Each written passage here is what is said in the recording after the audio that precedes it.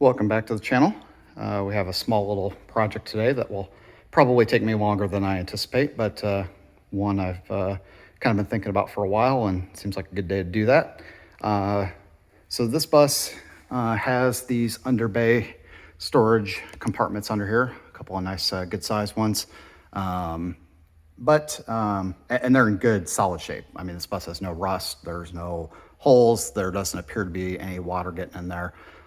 But I want to clean them up and redo them a little bit. So today's project is to coat these with a truck bed liner. So I've already emptied them out of the stuff I was stashing in there, and we're going to do that. So kind of set up a little workbench here. So the first thing we need to do, according to the directions, this is the kit I bought, just a Herculine truck bed liner kit. Got it at Farm and Fleet, it was about 80 bucks. So I've already kind of read through the instructions. The instructions say we need to sand down the surfaces. The kit does come with these two rollers and a little bit of sandpaper, but we got a lot of surface area to cover, so I'm going to use my electric palm sander. This is, I don't know, maybe Harbor Freight brand. I'm not even sure where this thing came from. But I kind of like this one because, one, it has the pointed end. I do have another palm sander that's just the square. But this is easier for getting in and out of corners and some tighter spots. And the other thing I like about this one is it's just a Velcro base.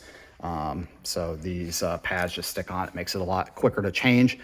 The one that has the square pads, it's got the bracket on the front and the back, and you got to try to wedge the sandpaper into them, and then they come loose, and it's more of a pain to deal with than I really like. So we're just gonna use this one.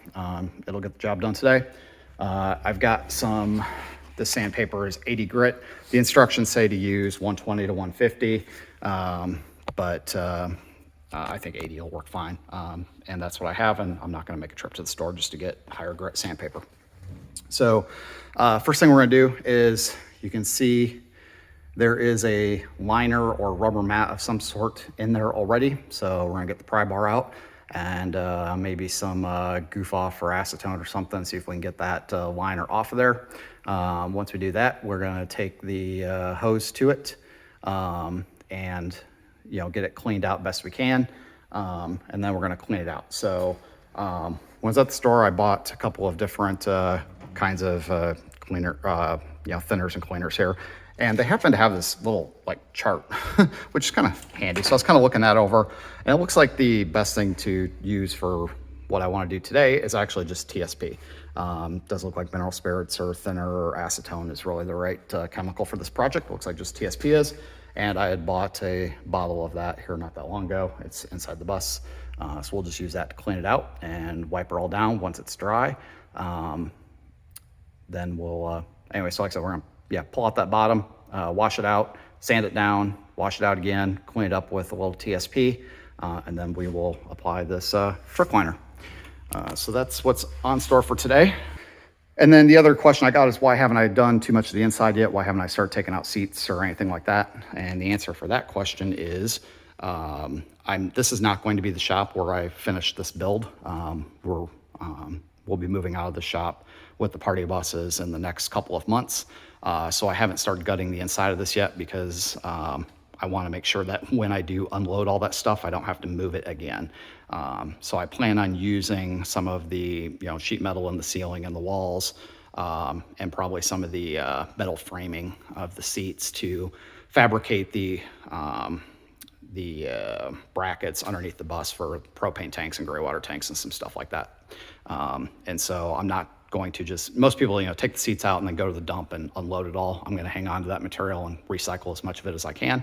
So I don't want to take all that out of there until I'm in the new shop, and that'll be a couple of months yet. So at some point, if I start running out of little projects to do, underneath the bus or outside the bus or in the driver's area, I may start loosening the seats and at least getting all the bolts up. But I definitely don't want to take them all out of there yet. So anyway, I'm gonna put the camera down. I'm gonna see if I can get that rubber mat up, and we'll go from there. Okay, that came out super easy. As soon as I used my pry bar and kind of lifted up on one of the corners a little bit, it just popped right up. So I don't know if there was originally adhesive in here and it just dry rotted in Arizona, because everything in Arizona dry rots, or if it was just kind of sitting there and glued on the edge a little bit. It's hard to tell. There is a little bit of a seam of some sort here. I don't know if it was like silicone or rubber or what that is, but we're just going to take a utility knife and a razor blade and get that off there.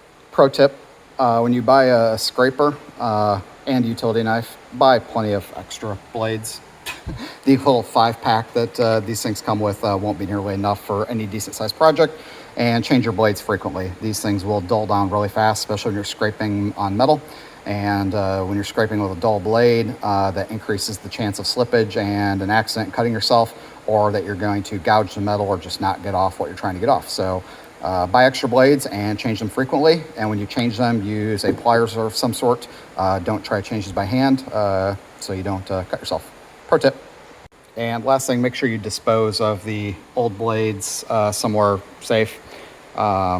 Ideally, you should have like a sharps container or something like that, but don't just throw them in your trash because it'll rip through your liner, or if you have to go rooting through the trash later for something, you don't want to cut yourself on these. So I just have this old bucket that some screws came in that I throw these in, then I throw a lid on them and make sure I don't lose them. Okay, we did get all that silicone out. I could tell that was added after the fact by the way it was kind of lapped on there. Most of it came off with the rubber map. There's a fair amount in here I had to clean out. So it's mostly out. I am going to take a little bit of goof off and see if I can get some of the last little remnants out before I wash this thing down with the TSP. Okay, that worked remarkably well. I just hit that last little bit of silicone that was on it, especially back in the corners with the goof off, and then just scraped it with the back end of my pry bar and got the last little bit of it loose. I think the rest of it will come up when I hit it with the sander and sandpaper and the TSP. So at this point, we got her cleaned out and we are ready to wash it out.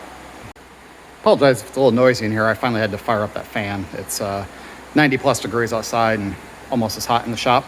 But because I'm going to be using the pressure washer to blast in such a confined space, safety is important.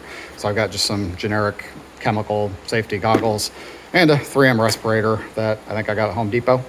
So I'll be wearing that. And then I also have, I get these from Walmart. It's an ONN brand. It's just a battery powered wireless Bluetooth speaker that I use for playing music out here. This is the medium size one. We have a couple of the large size ones we use for the party buses as a backup in case the built-in stereo system on the bus goes down. But these things are pretty cool. Not sponsored or anything like that, but they got pretty good sound and they're reasonably priced. And so if you're looking for something to play some music while you're working on your bus, check that out.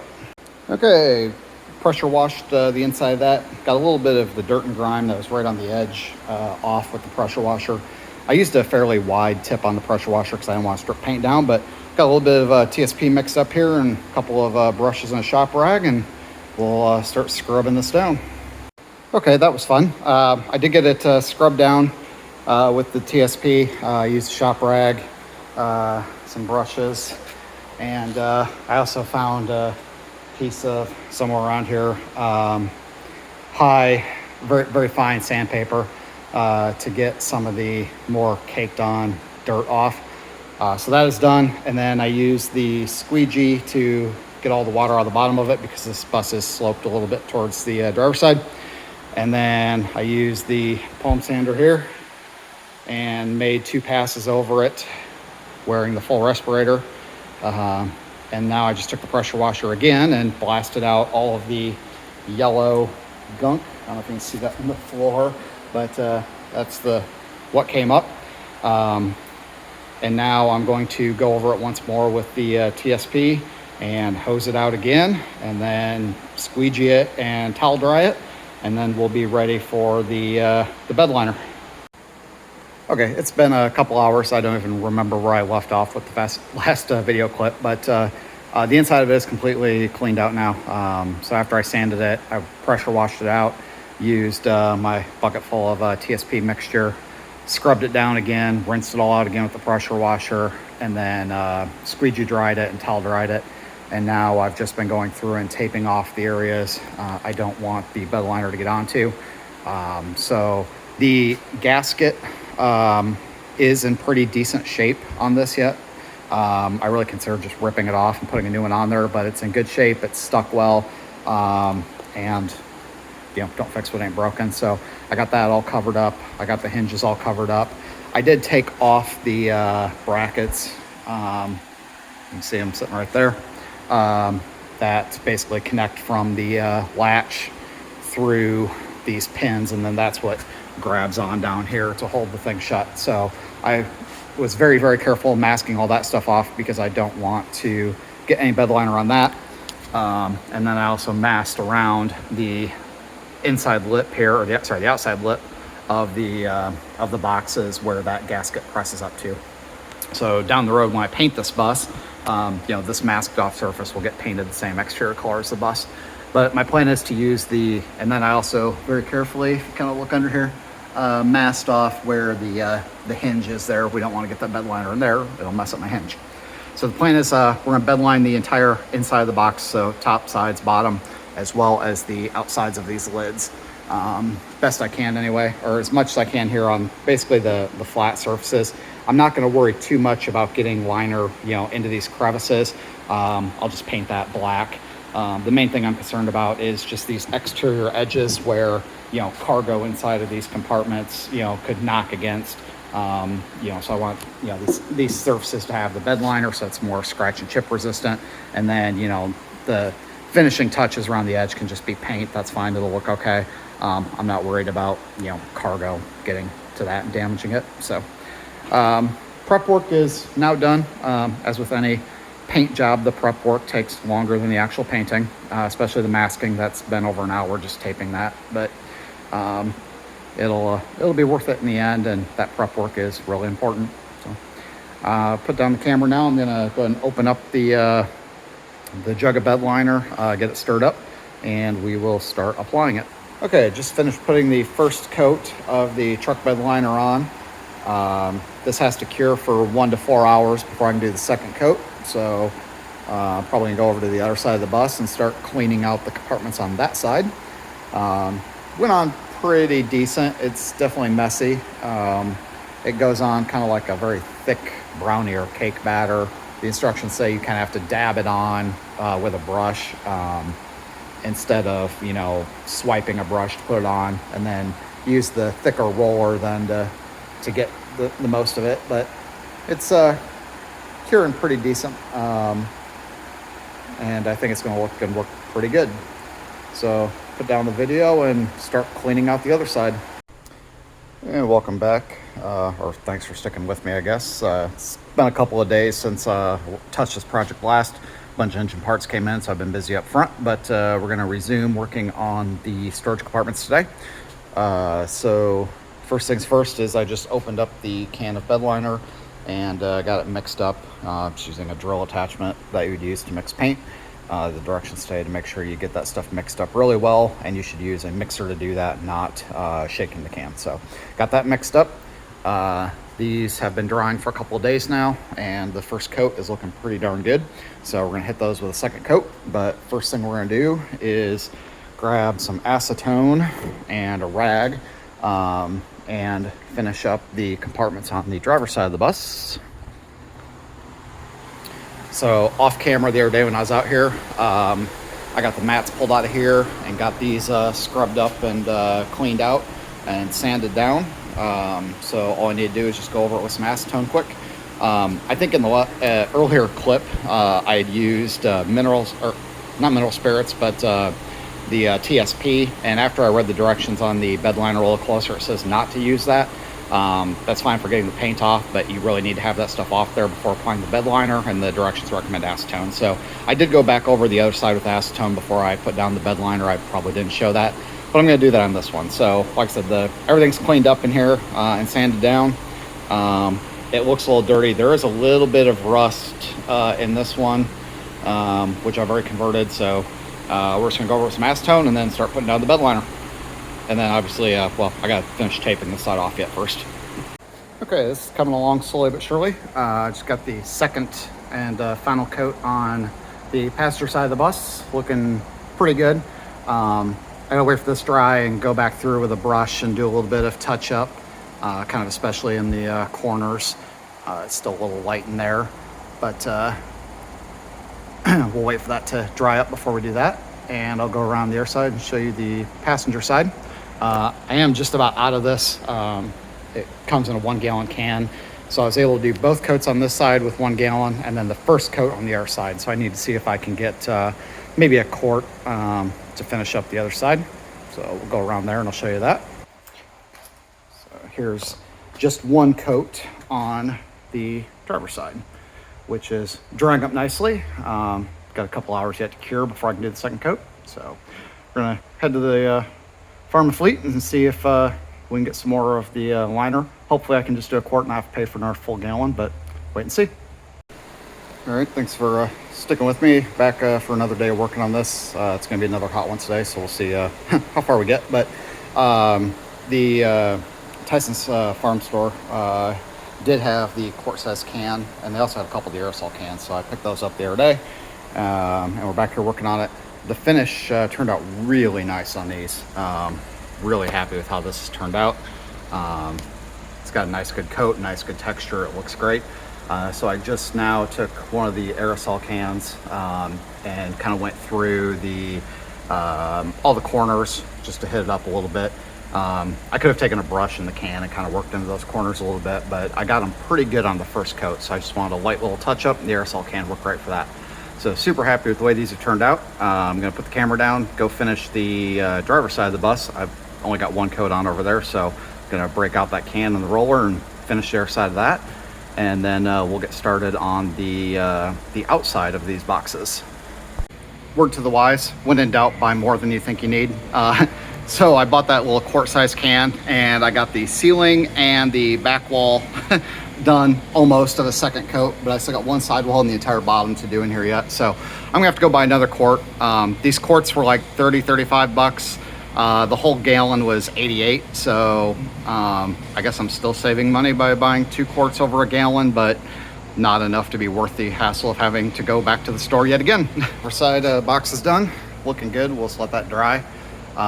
It wound up using the full quart to do the doors and the bottom. And I think that's because on this side I brushed it on, the other side I rolled on. The kit came with 2 rollers, which I used up. And they're kind of a goofy material roller. You can't use just a standard paint roller on these. So I had to brush this side on because those replacement rollers online were like 13 bucks each, and I wasn't gonna spend that. So I think because I brushed this side in, it went on a lot thicker, and that's why I used so much more of the liner material than I did on the other side, which is okay, because this side is gonna have you know, toolboxes and hoses and, you know, other more, I guess, rugged stuff. The passenger side will be more, you know, firewood, lawn chairs, that kind of stuff. So I'm okay with having a thicker coat on here, and I really like how it's turning out. The color looks good, the texture looks good, and I think it's going to make these boxes look nice for a long time. So we're going to let those dry before actually I'll start peeling tape off now. Hopefully I can get all the tape off. I don't know how messy that's going to be with the dried first coat on here, but we'll find out. And then like I said, we're going to start in on the outside of these boxes underneath the bus. All right, got the tape off. Came off easier than expected, but still a little bit of a pain in the rear end. But overall, I think it looks good. What I'm going to do now is I'm going to just take a piece of cardboard, use as a shield, and a little bit of black spray paint, and hit some of the yellow spots that were covered with tape. You know, spots that I did not want to get the you know, the liner on. You know, like where my the rods go that lock this in place. So I'm not going to do, you know, the inside seams here, sorry, the inside rails there where the rubber seams meet. That'll get painted green with the rest of the exterior of the bus. But I do want to hit some of these inside spots a little bit and get that looking better, and then we'll proceed to underneath. Back for yet another day of working on these storage boxes. When I go to edit and put together this video, I think I said when I first started this project this was going to be a quick one. That was a lie. Nothing is quick on a bus, but good quality work takes time, and I'm not exactly working at this full time. I just pick away at it in between projects on that bus. So the storage boxes, the inside, are now done. Everything dried up last night. It's looking really good. Here today I just quickly reinstalled the latching bars, gave them a quick little coat of paint. They were in good shape. There was still original factory paint on them and no rust, so I just spruced them up a little bit so they look pretty nice. So we're going to go and seal these doors up, and then I'm going to crawl under here. So I said in an earlier video, my plan was to work on the underside of these boxes next. But as far as I can tell, so I want to use a rubberized undercoating on these. But as far as I can tell, there's already an undercoating on these that's in pretty decent shape. So I don't think I'm going to do anything with this yet. In an upcoming video, after I have this bus out of the shop, I'm going to be degreasing the engine and working and getting the underside of this bus cleaned up good, because I am going to undercoat the vast majority of this bus. So once I'm able to take some cleanser and a pressure washer of these boxes, we'll see if it's just caked on dirt and grime on these, or if there is actually an undercoating, and then decide what I'm going to do from there. So I think that's it for this project for now. I'm going to close out this video and upload it, and if I do wind up re-undercoating these, I'll just include that in the video with undercoating the rest of the bus. So if you've made it this far along, thanks for watching and have a good weekend.